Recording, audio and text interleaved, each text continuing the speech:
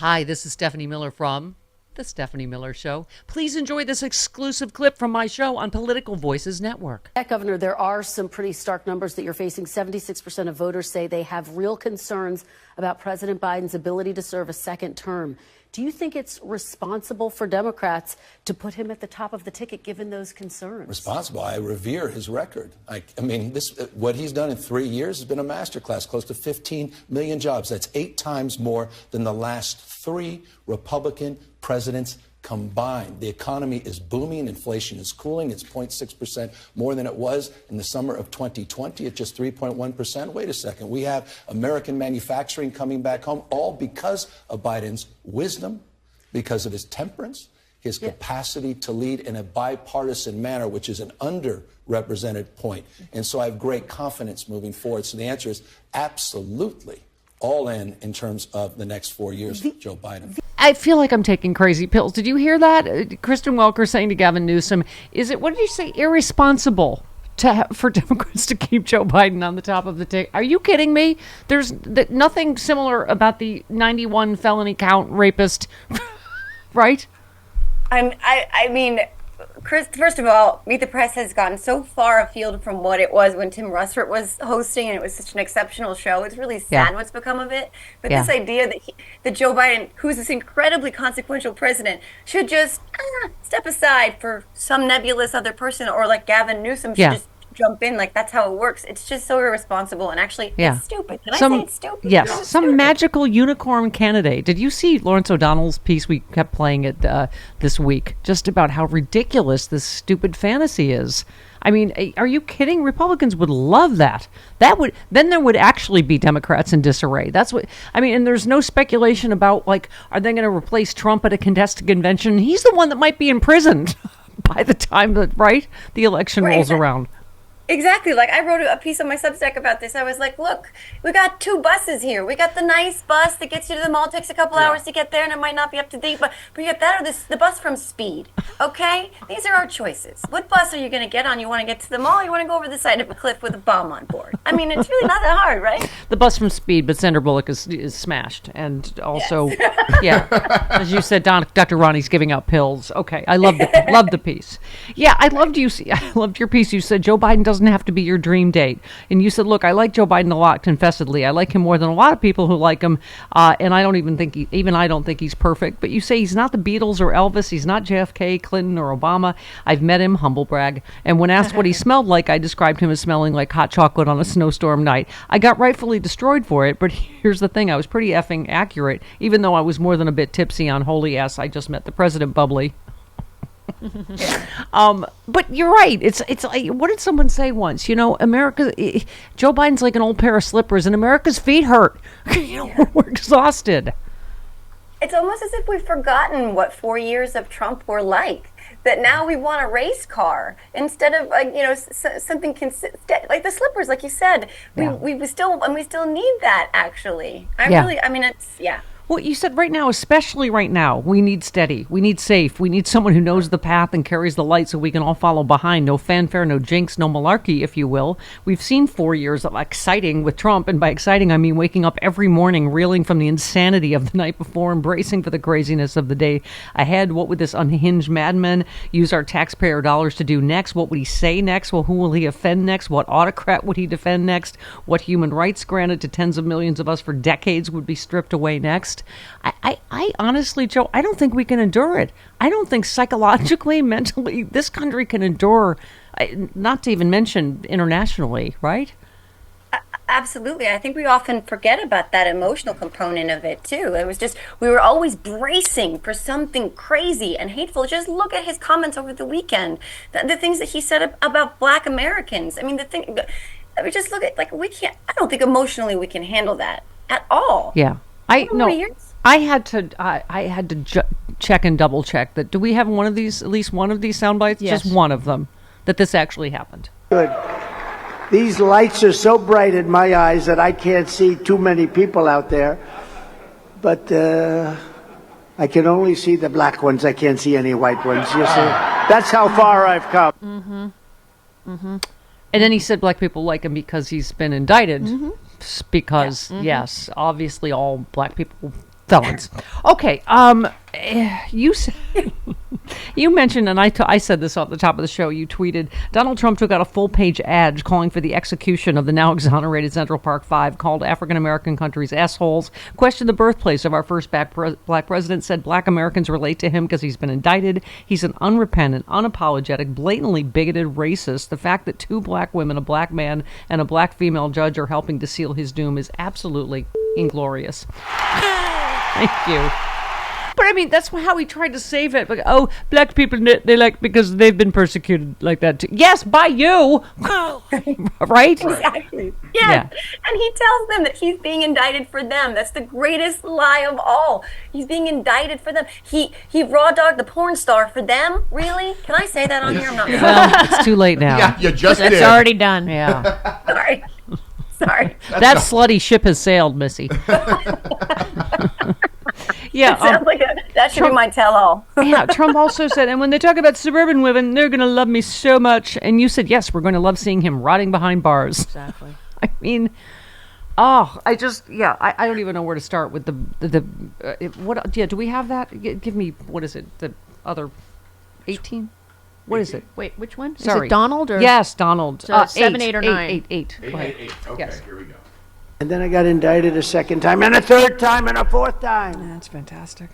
And a lot of people said that that's why the black people like me, because they have been hurt so badly and discriminated against. And they actually viewed me as I'm being discriminated against. Last week he was Navalny, as you know. Right. Yeah. Yeah. Do you really think that He was people also a like dissident you? this weekend. Did you catch that? What's that? He's a dissident this weekend. Oh, as well. that's right. Yeah, he's a political dissident. Sure. That's being persecuted. Uh-huh. He's got a lot of hats. By the way, I love this part of your piece about the choice between Trump and Biden.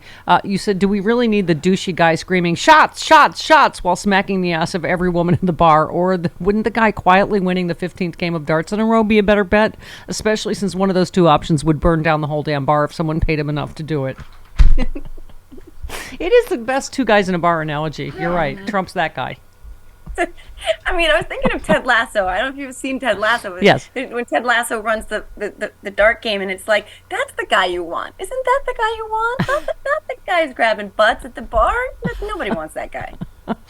But also, just, as someone said, like, I'm worried about voters' short-term memory. Forget Biden's. I mean, you said Trump was golfing while refrigerator trucks were being filled with the bodies of dead Americans, while children lost parents, husbands lost wives, doctors and nurses reused medical supplies. Our country was being ripped to shreds, and he golfed. I mean, I cannot believe people cannot remember what a disaster the Trump presidency was on every level. And one of the things that we first noted when Joe Biden took over was, wow, I'm waking up like not bracing for all of the crazy and not feeling like we could have World War III literally tomorrow, and all of that, like, just steady stuff that used to be the way we engaged with politics was back. And people are like, wait, no, I don't remember how crazy it was. It's like, well, I'm here to remind you, and I'm going to do it every day. Yeah. Right. You tweeted, so the current Speaker of the House tried to help Trump overturn the 2020 election, is refusing to even put a Ukrainian aid bill up for a vote, received campaign donations from Putin's pals, has no checking or savings account. Does this seem problematic to anyone else? I mean, we were talking about just the history of this time, Jojo, and what that's going to look like. About, just the fact that what are they called? The Putin caucus, right? The treason caucus. I mean, it's really, when you think about what our country went through during World War II and how many men and boys we lost, fighting the same kind of forces that are now basically baked into the Republican Party. It's just mind-blowing. It really is. It's terrifying. We were just talking about CPAC that happened this weekend. Trump headlined CPAC where there were several Nazis in attendance. The group emphatically denied it, CPAC. Still, an editor, NBC, has photos. And also, there was the sponsor. So I think that was... This is a normal... Not just at CPAC, Jojo. We're seeing this in the streets of various cities in our country. Just, quite regularly now, people, marching with Nazi flags. Started with the very fine people in Charlottesville, right? Exactly. And again, that's important to note because you brought that up, that's the reason that Joe Biden decided to throw his hat in the ring. It was those comments that Trump made about Charlottesville where he basically he doubled both sides, Nazis, and Biden was like, nope. You know what?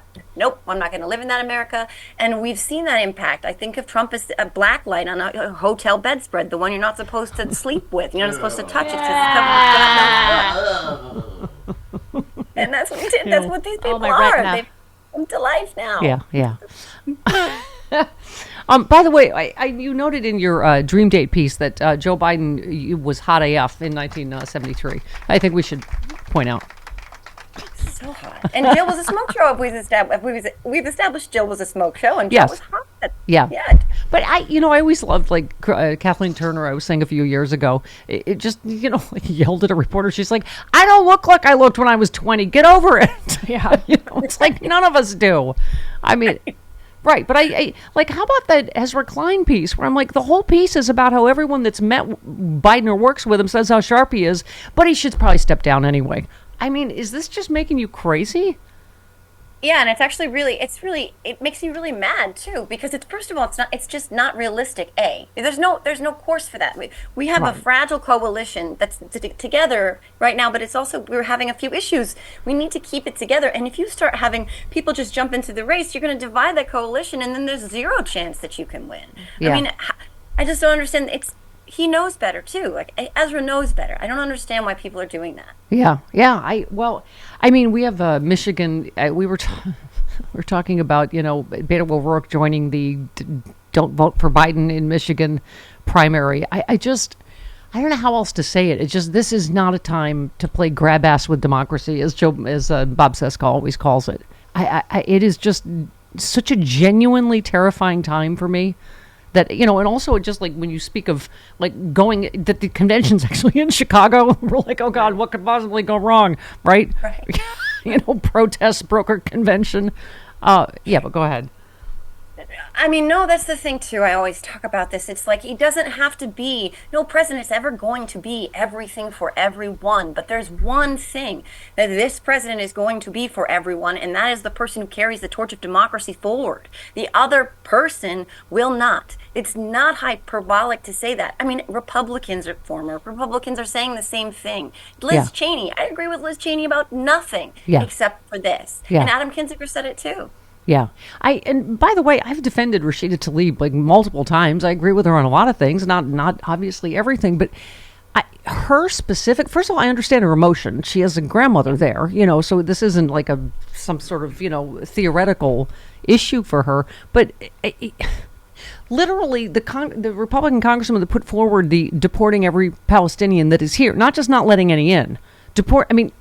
I'm talking specifically about her being deported. If Trump gets in with his Muslim ban and you get Congress people like this guy, I mean, you personally will be deported. That's why I just am I can't believe that, or at least I hope this isn't the one issue that is going to just, burst this party apart.